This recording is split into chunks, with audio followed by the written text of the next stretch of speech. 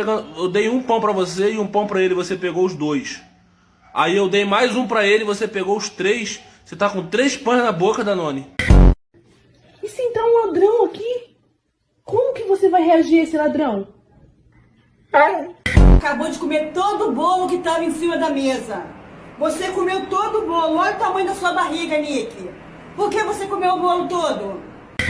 Dança, papai. Um cachorro feliz, feliz, feliz. Um cachorro feliz, feliz. Rapaz, isso só acontece em Petrolina, velho.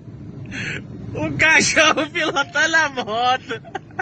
Ô, Tó, para com isso. Senão eu vou te castrar. Aqui, eu e meu Rottweiler aqui. Se tal desse Lázaro aparecer aqui, nós pega ele, né, Chub? Que barulho foi esse, Chub?